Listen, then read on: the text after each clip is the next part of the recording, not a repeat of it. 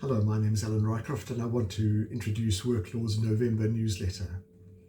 This newsletter contains an article which looks at a new Labour Appeal Court judgment dealing with a situation where the inherent requirements of a job conflict with religious belief. The case involved a high-level job which required attendance over weekends. The employee had not disclosed at the interview stage that he was a member of the Seventh-day Adventist Church and therefore could not travel or attend events on the Sabbath, which in this case was commenced on sunset Friday until sunset on Saturday. The employee was accommodated for about 16 months until this burden became intolerable on other employees who had to cover for him.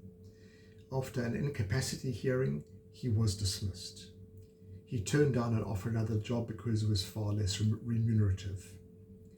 Now, the Labour Appeal Court had in 2018 made a ruling that where an employee for religious reasons refuses to perform part of his or her contractual duties, the employer bears the burden of proving that it could not accommodate the employee.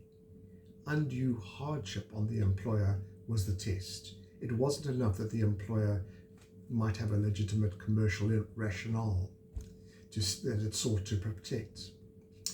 In the new case, the Labour Appeal Court found a way to leave the 2018 judgment intact by identifying key distinguishing factors which allowed the court to uphold the dismissal. We explained what these factors were in the newsletter. We also discussed three new judgments. The first case deals with involvement as Stokvel and loan scheme at work. At what point does this become misconduct? The second case concerns the obligation to furnish security when taking a matter on review. If employers want to stay the implementation of an arbitration award pending the review, they have to furnish security. This case goes into what that entails. The third case asks what must be contained in a condonation order for it to comply with the CCMA rules. So once again, a very varied newsletter, which I hope you will find stimulating.